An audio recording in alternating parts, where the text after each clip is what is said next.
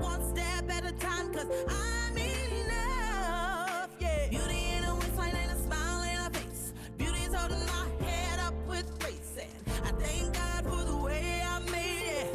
Whoa, whoa. I'ma be my best self, my best self.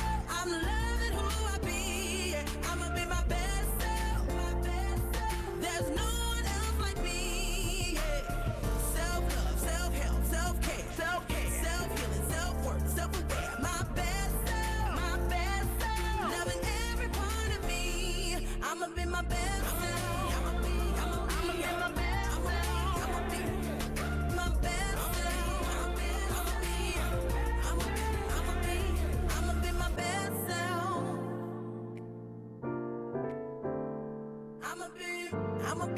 I'ma be, yeah.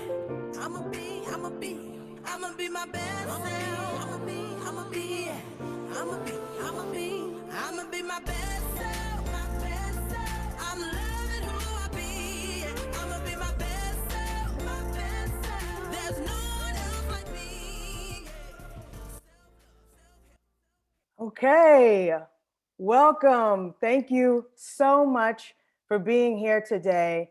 I hope you enjoyed the warm up music in that spirit. Thank you for bringing your best selves. And we're celebrating Black excellence, Black joy, Black History Month, and recognizing the generations of Black women trailblazing, organizing, and their brilliance and creativity that shapes our world. We are creators. From Black women hidden figures who gave birth to Malcolm X and Dr. King, to the singularly named Beyonce, Oprah, Ava, Kamala, Serena, Black women are making our work and shaping our culture. I mean, Simone Biles has 3 gymnastic moves named after her because she's the only person who can do them. It's Black girl magic. It's beauty. It's power. It's resilience. And it's us leading and winning in every way. Good afternoon. I'm Kamika Dunlap, Chief Strategist of Communications at the Women's Foundation, California. Thank you for joining us this afternoon for our virtual book event as we celebrate Black women and radical acts of mothering. All too often, Black women are erased from history through a type of willful forgetting. But we've carved out this time with Anna, Malaika Tubbs, and Alicia Garza to bring light to stories and experiences of Black women's lives, recognizing the importance of paying tribute and giving credit where credit is due. I am so honored and excited to be your moderator for this conversation. During our time together today, I hope that we can build understanding and grow our appreciation for Black history and Black women in particular. Speaking of Black women, I want to start our time together today by honoring my grandmother, Eloise Banks, who is 85 and living in her own home in San Francisco. While I share a bit about my grandmother, please feel free to write in the chat the name of a Black woman who has inspired you or played an important role in your own life. My grandmother was born in 1935 in Lake St. John, Louisiana, during the Great Depression. She grew up in Vidalia, Louisiana, on the west bank of the Mississippi, across the bridge from Natchez, Mississippi. My grandma told me that in her small town, only 2 people had cars. That was Sheriff Cross and a Black man who used his car as a taxi to carry people to neighboring towns. My grandmother was born the same year that Amelia Earhart became the first person to fly solo from Hawaii to California, and Mary McLeod Bethune, a Black woman, an educator, a civil rights activist who founded the National Council on Negro Women before going on to advise FDR. Eloise arrived in California on a Saturday in 1947 after traveling 2,100 miles from Louisiana. As a 12-year-old girl, she, along with her mother and her stepfather, and 5 million African Americans were part of the Second Great Migration. My grandmother Eloise is the matriarch of our family, and women like her epitomize what it means to be a strong Black woman, a woman of strength and vision, a woman who made sacrifices, a woman who has influence on the people around her, a woman of warmth and kindness. My grandmother is the reason I'm here with you today and proud to be with you. I'm also so thrilled to have two amazing, powerful Black women, my mom and my sister, joining us today. During our conversation, I hope you'll be able to see how we can all come together through the experiences and stories of Black women. I know many of you have already read the books and are eager to ask questions. We'll be collecting those throughout the discussion in the chat. In my role at the Women's Foundation California, I'm responsible for helping to bring visibility to the foundation as a philanthropic leader and highlighting our intersectional work to advance racial, economic, and gender justice. As a publicly funded foundation led by women, specifically women of color, we rely on each other and the power of community to get it done. We take care of each other. This spirit of care is deeply embodied by Nourbese Flint, who is a policy director at Black Women for Wellness, an organization started by her mother, Jan Robinson Flint. Located in LA, Black Women for Wellness is a WFC grant partner. Nourbese will be introducing Anna and Alicia today and setting the stage for our conversation, while also sharing a bit about her work. Nourbese, I'll let you take it from here. Thank you, Kamika. Thank you for that lovely introduction. And I'm so juiced and excited to be here with you all today. And for the folks who don't know who I am a self-described Black hipster, unapologetic feminist, have an unhealthy relationship with fonts, and a proud nerd. And I mean, when I'm a nerd, I love everything nerds in terms of comics and sci-fi. And if I can weave something about John Picard or Bruce Wayne into my work, like I guess I'm doing now, I will do it.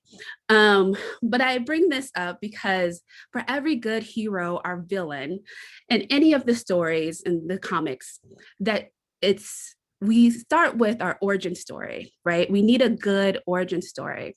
And in that vein, I want to talk about Black Women for Wellness origin stories, because we know that origin stories are what tells you a little bit about the motivations, right? The reasons why and what drives that person. And we want to talk about, and I want to talk about what drives Black Women for Wellness and what's at our core, which has to do with Black mamas, as well as Black mamahood denied.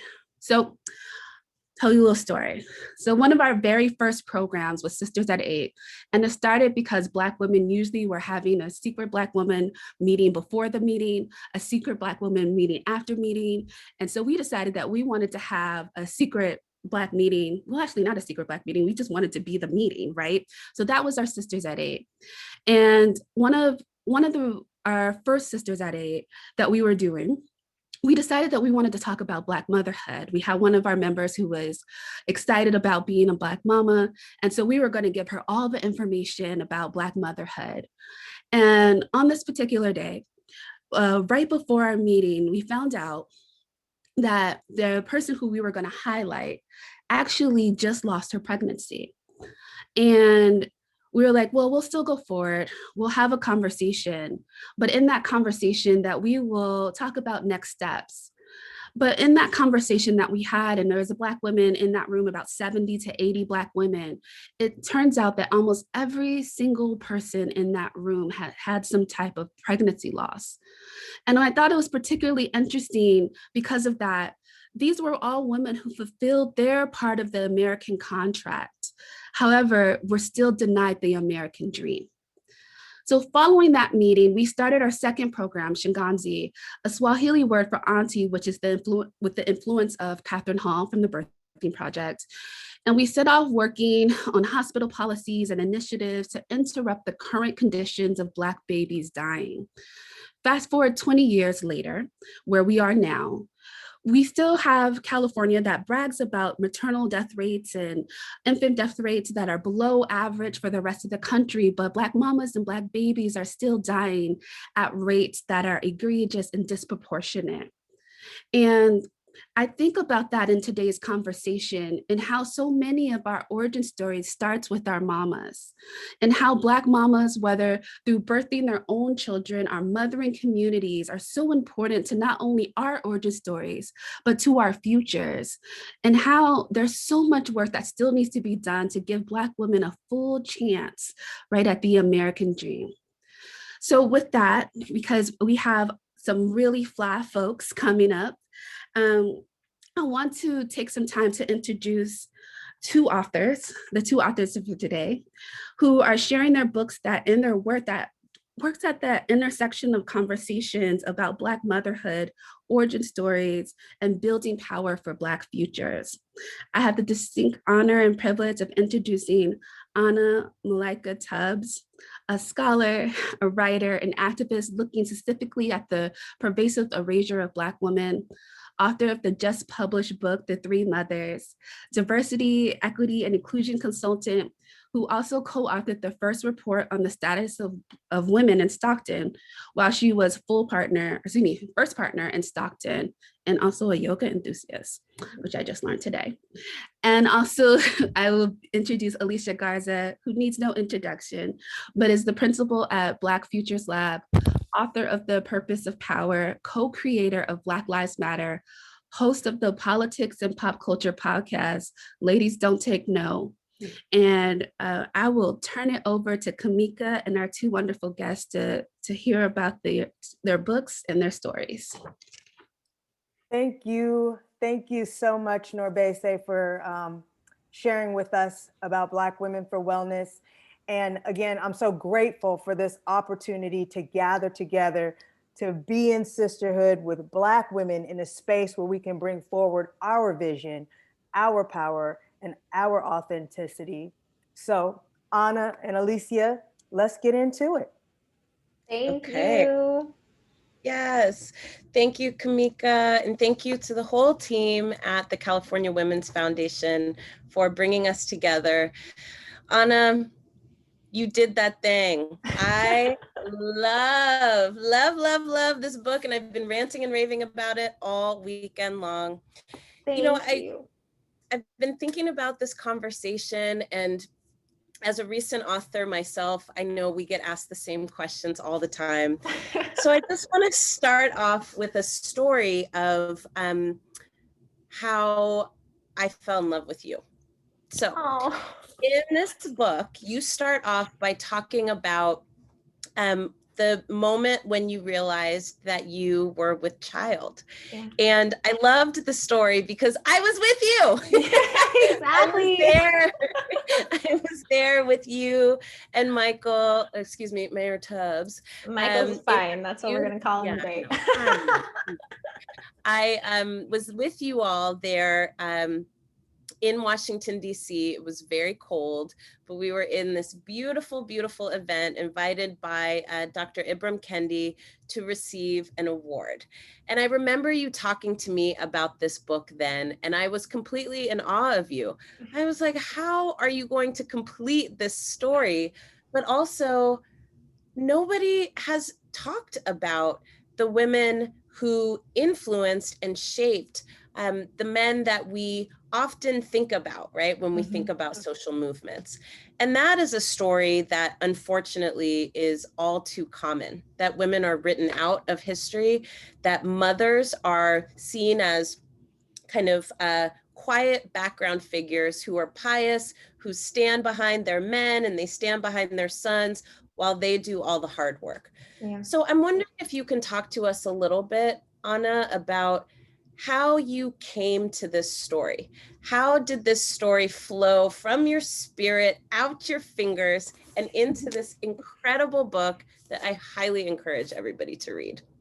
Well, Alicia, even before I begin that, I just have to thank you. It's just such an honor to be in conversation with you. I'm going to try to be chill and not cry that you love this book so much. It means the world to me. So I appreciate that. And that you remember that that was the night we met. It's so true. We were both there.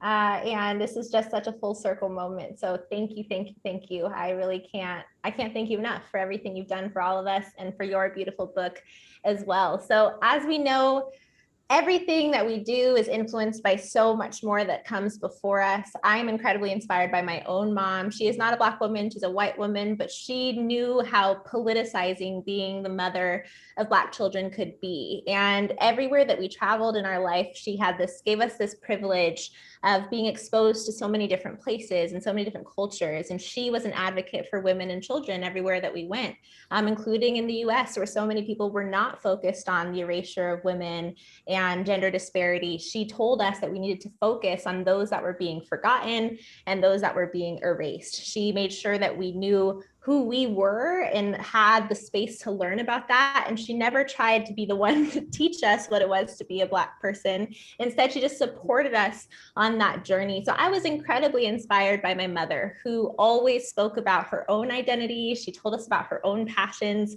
She made sure we thanked her for everything she did for us. It's something we laugh about now, but it was a really small thing that allowed us to see her as the human being who she was. And so when I started my PhD, I knew that I wanted to be a part of a movement of scholars who were correcting the erasure of Black women's stories. Dr. Brittany Cooper, Margot Lee Shetterly with Hidden Figures, and even Isabel Wilkerson, even though three characters of The Warmth of Other Suns are not all women, she speaks about these beautiful narratives where she includes historic context and she makes you know that you can't understand the American experience without understanding the Black American experience. And you can't understand where we are today without knowing our unique history that is so diverse, so rich, so meaningful and beautiful. And it can't just be put into boxes, especially these dehumanizing categories. So I was all about just blowing up erasure in so many different ways and in so many different layers. So it started off by thinking about the civil rights movement. It's so often spoken about from this male perspective. And my goal is not to erase the men, it's not to replace the men, but instead to say, you can't even understand the men if you don't understand the people who raised them, the communities that they came from. Furthermore, the women behind them, quote unquote, and it's actually a saying that I hate. I'm often called the woman behind the great man. I'm not behind him. I'm right there beside him. If you're choosing not to see me, that's your own problem. And so I wanted to reverse this notion and think about the woman before the man. There's this extra layer of erasure that happens to moms. They are so underappreciated, overlooked, unrecognized, and that's beyond biological motherhood. It's those that are performing mother work, those that are nourishers, that are teachers. Essential workers are doing mother work, caring for others, making sure that the world continues to move forward. So in honoring biological motherhood, I'm also honoring that mother work in the different ways that we give life, that we create. And that's what Alberta, Burtis, and Louise did long before they had these famous sons. And they continued to do that as literal mothers, and even in the tragic reality of losing their sons and outliving them. So I know we're going to get into it even more, but that's how I arrived at it, the layers of erasure and how many different layers of erasure I could kind of blow up. Well, you did that thing, let me tell you, you blew them all up. And every single time I was like, get it, get it. So I want to dive into this piece in particular because I'm thinking a lot recently about the ways in which we form our symbols.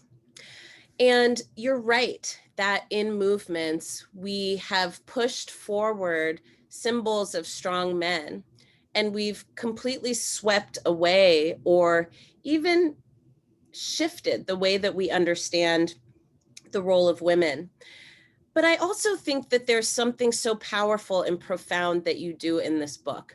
You really carry forward what I would identify as the stake in the ground that was placed there by the Combahee River Collective, where they talk about, right, what their feminism looks like, that their feminism is not anti-Black man, right? But that their feminism, right, is pro the experiences that they, as women with multiple layers and identities, complex histories and relationships, that what they long for, right? And that actually becomes the center of the story of movements from their perspective. I want to just, if I can, I mean, we're going to hear you read from your book, but I'm going to read from your book too. Oh, wow, what an honor. Oh yeah, in part 3, Our Men and Our Marriages, you say, white women sought their right to vote as a symbol of parity with their husbands, brothers, and sons. Black women sought their right to vote as a means of empowering their communities and escaping reigns of terror. You go on to say that from the moment David, Michael, and Earl were born, each faced the challenges of being seen and treated as less than, as unworthy of respect. Learning how the world viewed them threatened even their own view of themselves. The racism they faced influenced every decision they made in their lives. Their reaction to white supremacist violence dictated the kinds of men they would become, as well as the kinds of husbands and fathers they would be. And then you wrap that up by saying that these differences were influenced, right, by their own birth families, the women they married, the families they married into. And you go on to say, of course, that their mothers created the environment by which they learned how to become men, better fathers, better husbands. I'm really hoping that you can talk with us a little bit about why those nuances were important for you to name here. I think so often we assume that number one, that Black women exist for the existence of Black men. Number two, that if you call out the dynamic, that actually Black women exist for ourselves, right? And we do a lot of incredible work to shape the world and shape our communities, shape our homes, our families, and ourselves at the same time. Yeah. Lots of people then say, well, you're being anti-Black man, right? How come we can't push Black men forward? You're just taking Black men out. And I love how you're saying, well, look, there would be no Black men without Black women. So can you just talk us through that a little bit? Because you get into a lot of nuance in this chapter, Our Men and Our Marriages. Run that down for me. Absolutely. And in terms of, you asked if there were any questions I hadn't been asked yet, that's one of them. So I appreciate it.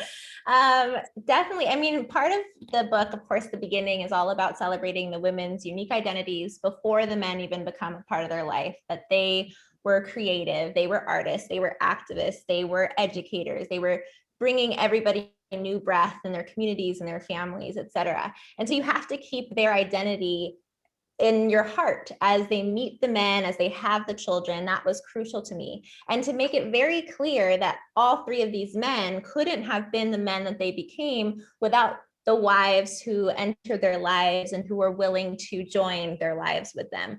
And so often in history, because we speak about these sons, and because there's, I wouldn't say an even more of an erasure, but a different kind of erasure for the mothers of sons, the men and the fathers have been given so much more credit. So we think about Reverend Martin Luther King Sr. and we say, oh, well, he was also Reverend, so that must have been where Reverend Martin Luther King Jr. inherited it from. We think about James Baldwin, and even in a case where his father was an abusive figure, he is credited with having more of an influence on him than his loving and kind and warm mother. And we think about Malcolm X and the fact that his father was also an activist. But this book is also about challenging that and making people walk away, especially from that chapter, saying, whoa, not only could the sons not have become who they were without their moms, these men were completely transformed because of the women who joined their lives with them. And so just to give some clear examples of that and then speak about why that's so important for us to remember now. And this is a very heteronormative chapter. All 3 of them were in these heteronormative marriages because there weren't many options for them at the time. We also have to remember that. Burtis Baldwin was a writer herself. She gives this talent to her son and her children, saying, this is how we can be creative and we can use this kind of way of looking at the world differently to help other people understand the importance of love and light. She carries that with her, despite the fact that she's the victim day in and day out of this abusive person. She finds forgiveness in her heart for him, and she tells her children that they have to as well, because we have to move forward without hatred. that we can confront hatred, we can confront the darkness and the pain, but at the end of the day, we have to find light and we have to find hope and we have to find a way forward. And James Baldwin spoke about being a witness to the power of light. And of course, does this through this brilliant writing talent that he's inherited from his mother. We think about Alberta King and the fact that it's her parents who make Ebenezer Baptist this church that leads in the social justice movement long before the civil rights movement. It's not MLK Sr.'s church. And even in his autobiography, he thanks his wife. It's really a love letter to her. He calls her his bunch of goodness. When he met her, he was considered illiterate. He was 6 years older than her. He didn't have the same opportunities and privileges as she did. She was college educated at this point to become a teacher. And she says, I want to help your journey. And she gets him into Morehouse because this is her family's tradition. And he inherits the church from her father. So again, with history, why have we erased that story and have even claimed that that is his church? It's just completely inaccurate. And there's something very clear happening with this intersectional racism and sexism, where we don't want to give these women credit for the ways in which they shaped everybody around them, especially their husbands and especially their sons. And with Malcolm X, yes, his father was an activist, but the way that he met his mom was that they were both activists. Louise was raised by two liberated Africans. They knew what it was like to be enslaved. They held on to their freedom. They professed the importance of self-love as well as Black independence and the need to be anti-white assimilation to white colonization that they faced in Grenada.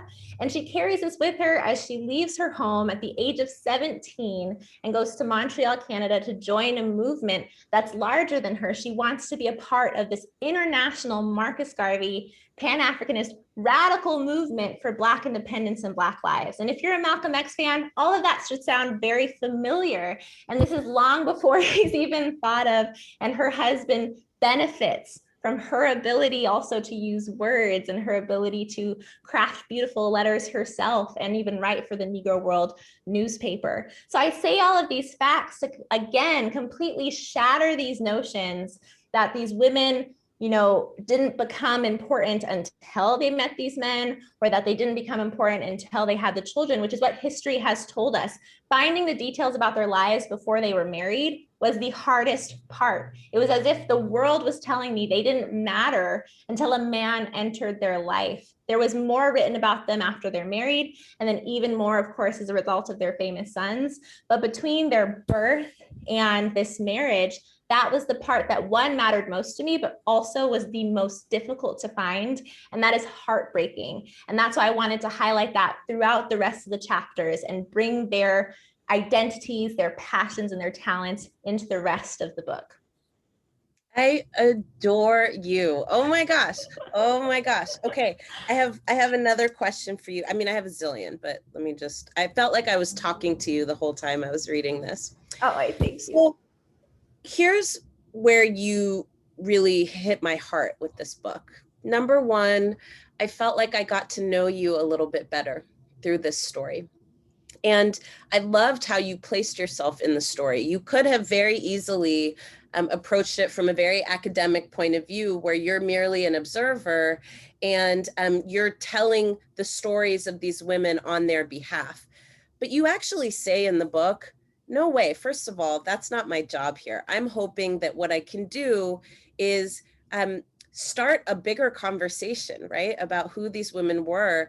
And it's a real tragedy, actually, that there's not more written about these women, that there's not a lot of information and documentation because of the fact that they were not considered to be important. Mm-hmm.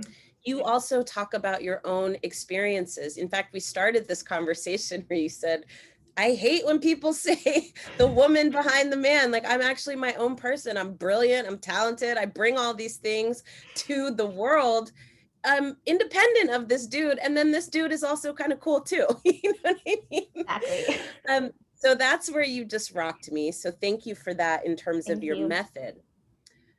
I think you also start this book off talking about the ways in which Black motherhood is inextricable from the violence that Black women experience in this country. And the place where you really got my imagination going is you start to also talk about policy. You start talking about the ways in which rigged rules have actually created these conditions by which these women are erased, but also created the conditions by which these women had to overcome these incredible barriers. And in some ways, overcome is the wrong word, right? They learned how to survive in spite of them. You talked about the fact that Louise actually was committed involuntarily, right? And she'd had all of these different tragedies that she had to engage with and experience, and no supports in order to do so. Right. You talk about Burtis, right? And being a part of a relationship that was abusive, and yet there were no supports for her to be resilient in the face of those crises. They became resilient in a lot of ways for their children, but also because they were determined to survive. Yeah. I'm wondering if you can talk about and place us in the present and talk about the ways in which rigged rules are still impacting Black women and Black mothers, and what we can learn from the stories of Burtis and Alberta and Louise about what Black women need today to be resilient in the face of crisis. That's a huge goal for me. And when I was writing the conclusion, this was my Black Feminist Manifesto for today, that when we talk about these three women in history, it's not just saying, wow, like they're so strong and they made it through so much, because how often do we hear that as Black women still today? Oh, wow, you're so strong, and that's so cool that you made it through this. Or we celebrate Black mothers after their strength, after losing their children. That's heartbreaking. We want more help. We don't want to just be seen because we somehow have made it through pain. So again, in terms of shattering the dehumanization that we have faced, Black motherhood is this symbol of how awful this country has been to us. You see it so clearly. If somebody doesn't understand dehumanization, just think about Black mothers in the United States. And here as slaves being told legally, we are the only ones that have been told that we were the givers of property, the givers of non-life, that our children were not human beings, but that they were property, and how that humanity was robbed of us. How Fannie Lou Hamer says, Black women are the only ones whose babies have been sold from them, and mothers have been sold from their babies. That dehumanization, treating us as if we feel less pain than other people do, or as if we're capable of having this insane pain tolerance, which isn't true. Even thinking about the Black maternal health crisis now, we can't fix a system now unless we admit what it was built upon, which is experimenting on the bodies of Black women, slaves who they waited until they were going into labor to cut into them to try to perfect the C-section, not given the proper pain medication. They were, they performed these different cuts on their vaginal tissues, again, without considering their humanity. And then we wonder why today, even someone as famous and as resourced as Serena Williams says, something's wrong with me when she's in labor, and no one's listening to her or hearing her, because again, they see us as if we have this ability to just tolerate pain. So entirely, this book is, yes, celebrate these women in history, but do not take what they had to deal with in terms of trauma as something inevitable, as something that Black women today have to deal with. And it's something that I felt obviously very personally connected to. I wasn't just going to accept the fact that me and my son were going to be seen as less than human in this country. It's politicizing to be the mother of a Black child, any gender of a Black child, to know that the world is going to see them as less than human, but they are your most precious being, and you will do whatever it takes to transform the system to see them the way you do. And that's what Black mothers have done. It's why we've so often been able to push this country forward and transform it. But what we're asking now is that you make it easier for us to do. Stop just congratulating us for doing it on everybody's behalf. It's wonderful that we're starting to focus more on Black women's stories. I'm glad people want to talk about Stacey Abrams and the other Black women who were by her side and transforming Georgia and transforming our nation, but also think about what are things that are still affecting us, that were affecting Alberta, Burtis, and Louise, but we're still seeing today. Mass incarceration, gun violence, the fact that we still don't have gun laws that could have prevented not only Malcolm X's death, as well as MLK Jr.'s death, but Alberta's death. She herself was shot in the back in her own church and assassinated. Thinking about the need for universal basic income, the need for affordable and quality childcare, all of these things are actually quite tangible. Or even when I think about, I had the privilege of being able to pay for doulas to go into my labor and delivery with me because I knew I needed women of color by my side to advocate for me. No matter how educated I was, no matter my access to resources, no matter who my husband was, as a Black woman, it was going to be more dangerous for me to go into that room. And I wanted to walk out alive. So maybe we should give doulas to every Black woman who is going into labor. So there's so much that we can do. That conclusion is entirely about saying, great, you've heard our stories, you've heard about our history, you've seen how Alberta, Burtis, and Louise, quote unquote, survived that, but many of their contemporaries did not. We've lost many along the way. Not all of us have made it, not all of us have survived. So allow more of us to, allow us to hold on to our joy, allow us to see Black pain as something that we all care about and something that affects us because we are all human beings. That's right. Oh my gosh. I adore you. Okay. I got another question here. You know, look, there are so many fairy tales that we tell ourselves and each other about how we got here, who we are, who we can be together. And you referenced a story in your book that really resonated deeply with me. You are quoting Christine, who is Martin's sister. And she says something to the effect of, you know, she laughs and she says, you know, people think that, you know, we just like fell out of the sky, right? That we, here it is. Mm-hmm. It's in the chapter called Loving Our Sons. It says, Christine would fondly recall such moments, saying, every now and then, I have to chuckle as I realize there are people who actually believe ML, as Martin was sometimes called by his loved ones, just appeared. They think he simply happened, that he appeared fully formed, without context, ready to change the world. Take it from his big sister, that's simply not the case. We are the products of a long line of activists and ministers. We come from a family of incredible men and women who served as leaders in their time and place long before ML was ever thought of. I think that that is really the story of movements today. And I'm wondering if you can reflect on that a little bit. I suspect that you put that in there to help people understand the context that we're living in. Talk to us a little bit more about that. Absolutely. And, you know, as I was reading your book recently, I was like, I wish this had been published when I was writing the book, because this is exactly what I was trying to say. You say movements don't just appear out of thin air. They don't just happen. Movements are passed down from generation to generation. And if you can't acknowledge that and you can't understand the longevity of our movements and the ways in which they've transformed based off of different things that we're starting to learn and different struggles that we're facing and the kind of transformation of the issues that we're facing, then you can't ground yourself in anything. We're a part of something so much larger that's been here for so much longer than any of us. And when we disconnect these men from their generational knowledge, from what their families pass on to them, their backgrounds, their ancestry, we see it really deeply in Louise Little and her belief in her culture of Grenada and the Carib Indians and the West African stories she carries with her and how that informs Malcolm X. And we think, then we also lose our connection to the movement. We are a part of a long legacy, and there's so many different approaches to that. It's not just this one linear movement, but the many different factors that have contributed to that is crucial to celebrate.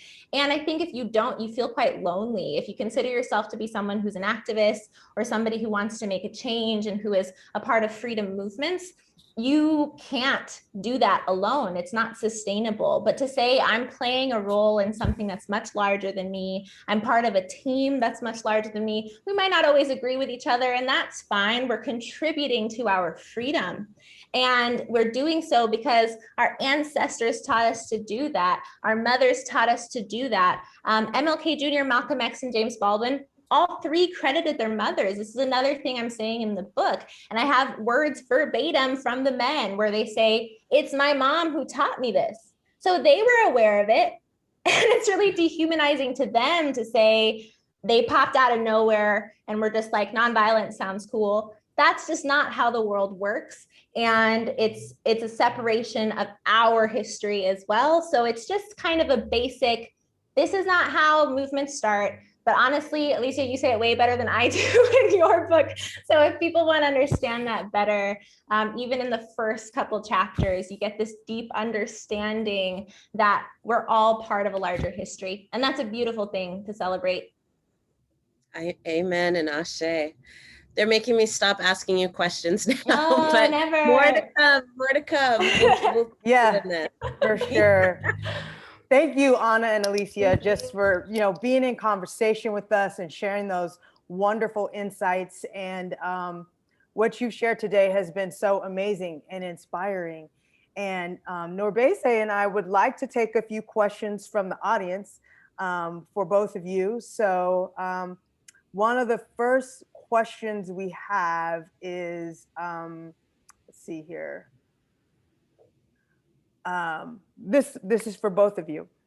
From your particular vantage point, what are you seeing that's working? Where are Black women and gender nonconforming folks creating the solutions that we need? I'm gonna let you go first, Alicia. I mean, where are we not? That's where I want to start. I spend my time every single day with people who are imagining a new future for us and experimenting with how we get there. My whole team is Black women, Black single mothers, Black immigrant people, Black trans folks, Black gender nonconforming people, Black poor folks, Black Southern folks, right? I mean, I think Black communities, because of the ways in which we have been gendered and racialized, all at the same time that we're pushed to the back or pushed out of our economy, the ability to make decisions over our own lives. We have always been the projectors, right, of what freedom in our future can look like. And we fight really hard to do that in the present. And I think what's unique about Black communities is that in some ways by choice and in some ways by force, we have had to live a different world before it has arrived. So I want us to look at all of the shifts that we're making in this country from that lens, because it helps us combat the erasure that I think Anna was talking about so eloquently. I'll also say that what I see working is what happens when we put people in positions of decision making who have the experience of being left out and left behind. Mm-hmm. I'm hoping that we're turning a corner from the era of representation, because if we've learned anything, right, it's not enough to have Black faces in high places. It's not enough to have women in high places. They have to be folk who have a vision for how to change what is happening right now, not just to be the overlords of it. And I think we're moving into an era where we're actually demanding a lot more from our folks than just being at the table, right? This is what I love about your book, Anna, and it's also what I love about Michael, is that he's not satisfied with being at the table. He's like, no, we need to set the menu. And that, I think, is the era that we're going into right now.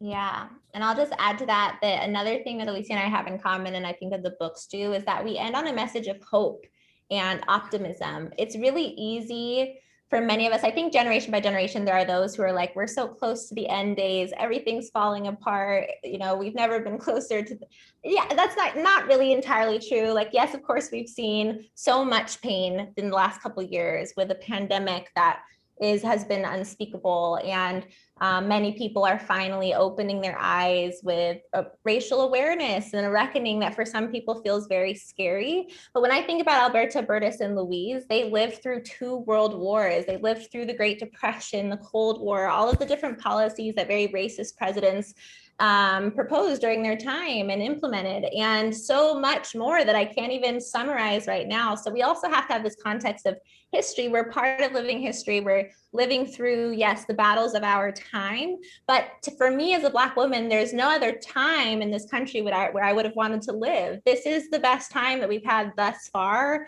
in terms of opportunity, in terms of maybe a little bit more safety. That's not to say that I'm complacent or that I'm satisfied. I'm going to keep pushing the country forward, but it's also to celebrate the work that has been done. We can't erase that by saying we're no better off than we were then. That's simply not true. And I also like to remind people, as a country, the United States is extremely young. There's a lot of progress that we have made. I mean, I'm doing my PhD at the University of Cambridge, and the first time I got a hoodie from there, it said, founded in 1209. And I was like, 1209, that's got to be a typo. That's crazy.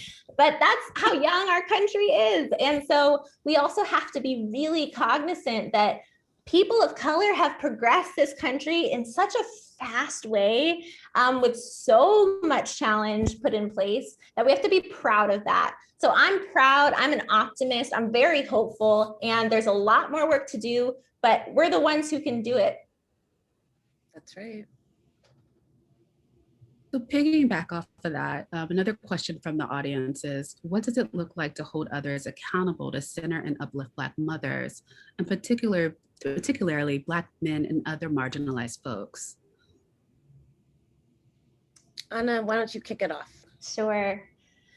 Oh, there's just so much that can be said. Honestly, it starts with hearing us and listening to us. In the book, I also don't shy away from the pain that Black men have caused us. We have very high numbers of domestic violence in our community, and it's something that we also have to face in terms of trans violence and violence against Black trans women. This is something we have to face in our community. I think having supports in place, like mental health care access, would make a big difference. Having resources that are not the police that we can turn to when we are in a crisis would make a big difference. So when I think about how others can support us, one, it's this relationship with the state and governance and different things that should be in place for all of us to live more full lives and live with more dignity.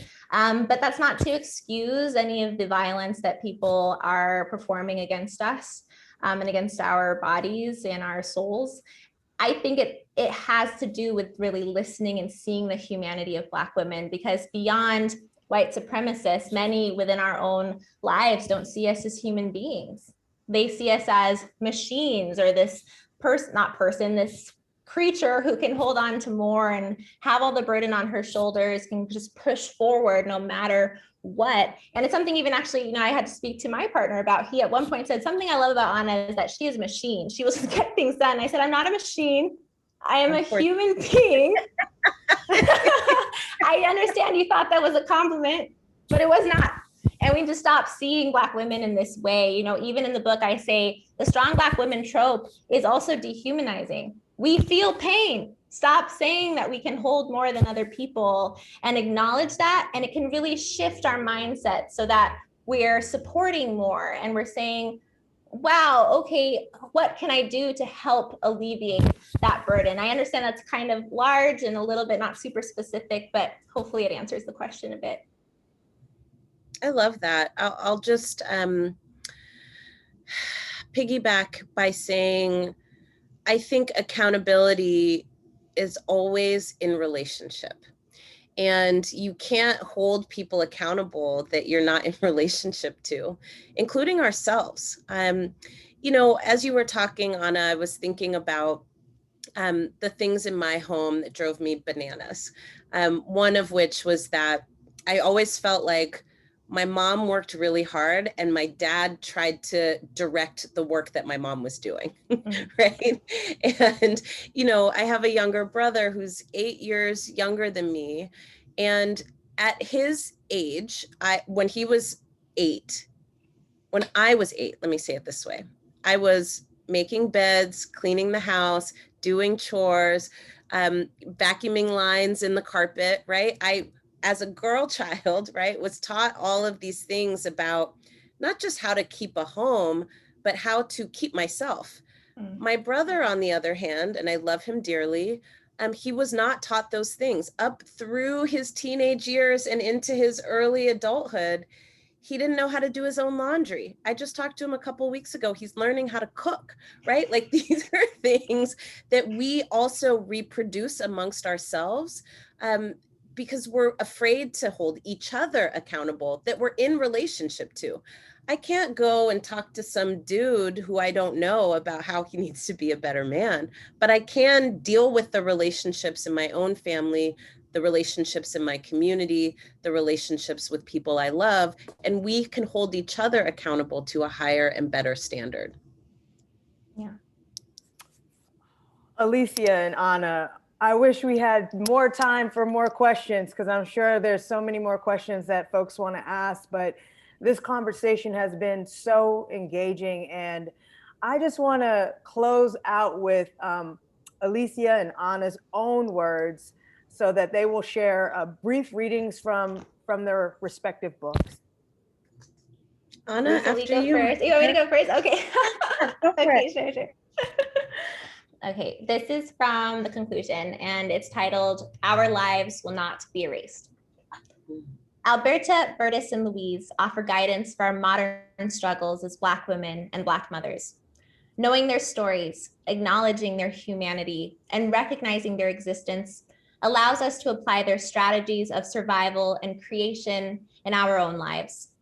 Beyond the personal healing each of us can gain from their inspiring journeys, they also carry guidance for activism, education, and policy. It is in the recognition of Black women's unique stories that the entire nation can find a path forward that is inclusive and beneficial for all its citizens.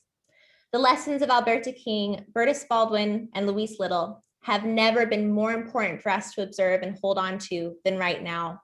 They offer us Black women a refuge that confirms our own existence and a manual on different ways to fight, different ways to survive, and different ways to recreate our world.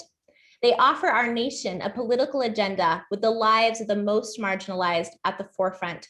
They show how policies that would have made their lives easier, that would have protected and supported them, are still needed today. Because of this, they hold the key to many of the political debates and cycles of oppression paralyzing the United States. You're so bomb, Anna.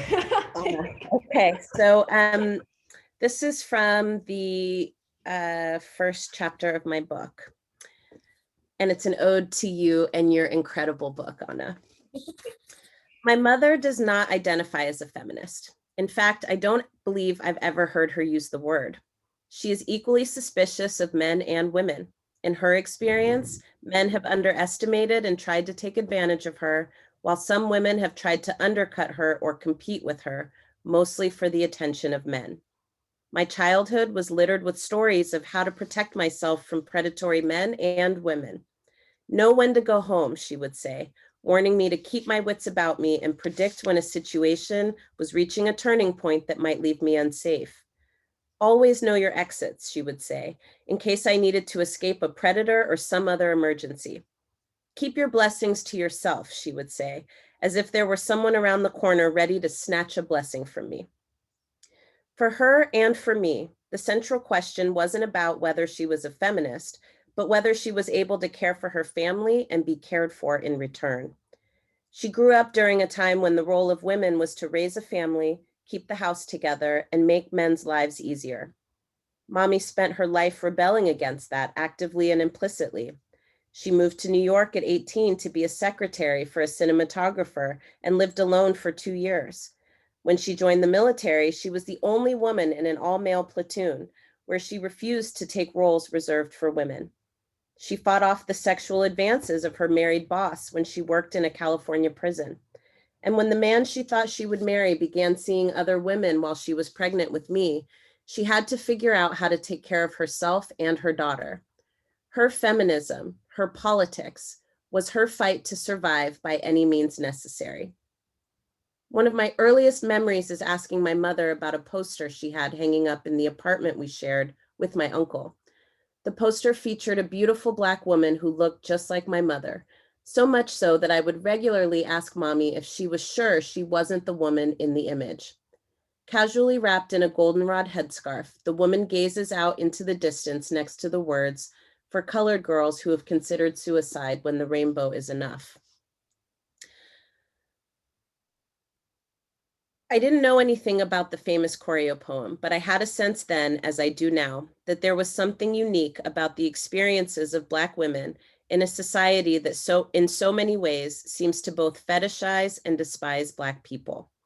I recognized the sadness in the eyes of the woman in the poster. It mirrored the sadness in the eyes of my own mother.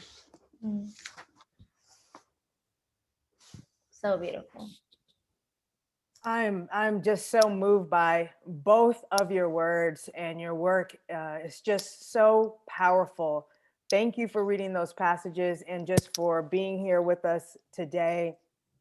Letting the audience know, if you would like to buy either Anna or Alicia's book today, we have made a special arrangement with Underground Books of Sacramento. This is a Black-owned bookstore that has partnered with us to offer a 10% discount to everyone who purchases Anna or Alicia's book with the code 3mothers2021. And anyone who purchases their books through the end of the month will also receive a code for a free Women's Foundation tote. And before I share more gratitude and say goodbye, I wanted to share an announcement from the foundation team. As a part of our Community Power Fund, we are processing $300,000 in liberation grants to Black-led organizations this month. These are general operating supporting grants to support organizations across the state, working on everything from postpartum to immigration to food justice. And you can read more about this round of grants and the list of organizations we are supporting on the link shared in the chat. Today, Anna, Alicia, and Nourbese spoke so powerfully about Blackness, about mother work, about purpose. And thank you to all three of you for joining us today. I also want to appreciate our partners, Flatiron Books, Black Futures Lab, Black Women for Wellness, and the Office of First Partner, Jennifer Siebel-Newsome. We have a responsibility to ourselves and to each other to continue this conversation outside of this hour. So what I'm saying is, buy and read the books. Buy Anna and Alicia's book for yourself or for a friend and use that discount code. Check out either a book from their books from the library, or buy the book and donate it to the library. Stay in touch. Sign up for the Women's Foundation and Black Futures Lab's newsletters. Also, invest in Black excellence. Donate to the Women's Foundation California, donate to the Black Women for Wellness, or to Black Futures Lab. Thank you so much for joining us today. Let's keep celebrating Black history and Black futures. Let's close out with some words from the poet laureate, Amanda Gorman. For there is always light if we're only brave enough to see it, if we're only brave enough to be it. Enjoy the rest of your afternoon, and thank you. Thank you all. Thank you.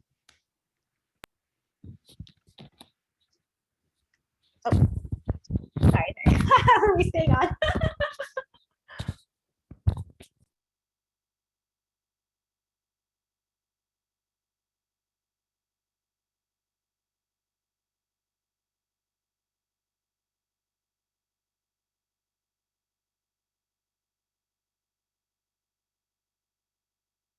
Every part, yeah. 'Cause I'm strong and I love the skin I'm in. Every shape, every inch, no